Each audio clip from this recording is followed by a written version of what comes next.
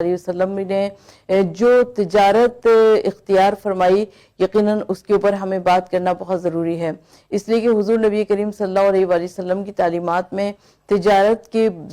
اوپر زیادہ بات چیت ملتی ہے، اس لیے کہ آقا صلی اللہ علیہ وآلہ وسلم خود تاجر تھے، اور حضور نبی کریم صلی اللہ علیہ وآلہ وسلم نے تجارت کے اسرار و رموز پر بہت زیادہ گفتگو فرمائی ہے۔ حضور نبی کریم صلی اللہ علیہ وآلہ وسلم روایت کی بتاتی ہے کہ ام المومنین خدیجہ الکبریٰ کا قافلہ تجارت لے کر شام کی جانب گئے، یعنی حضور نبی کریم صلی اللہ علیہ وآلہ وسلم کی زندگی میں دو سفر شام کے ملتے ہیں، ایک جو کہ آپ نے اپنے بچپن میں اپنے دادا حضرت عبد المطلب کے ساتھ کیا تھا، اور دوسرا وہ قافلہ جو کہ ابھی آپ کی زوجہ نہیں ہوئی، ام المومنین نہیں ہوئی، یعنی حضرت خدیجہ بنت خویلد کا تجارتی قافلہ لے کر گئے۔ اور اس زمانے کا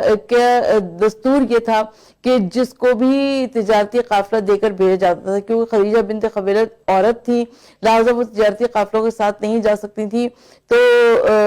وہ اپنا بھی کچھ سامان تجارت ہمراہ لے لیا کرتا تھا، اور آگے اپنا سامان تجارت لگا لیا کرتا تھا، اور جو بھیجا کرتا تھا اس کا سامان تجارت پیچھے لگا لیا کرتا تھا۔ اور حضور نبی کریم صلی اللہ علیہ وآلہ وسلم نے نہ صرف یہ کہ آقا صلی اللہ علیہ وآلہ وسلم نے تجارت کے اسرار و رموز کو بیان فرمائے، بلکہ حضور نبی کریم صلی اللہ علیہ وآلہ وسلم نے اتنی شاندار تجارت فرمائی کہ جس کی بنا پر مال منافع کثیر حاصل ہوا۔ حضور نبی کریم صلی اللہ علیہ وآلہ وسلم مکے کی سرزمین پر صادق اور امین کے نام سے مشہور تھے۔ آقا صلی اللہ علیہ وآلہ وسلم کی صداقت اور امانت کی کفار مکہ اور مشرکین مکہ قسمیں کھایا کرتے تھے۔ حضور نبی کریم صلی اللہ علیہ وآلہ وسلم نے ایفائے عہد کو اس تجارت کے لیے زور لازم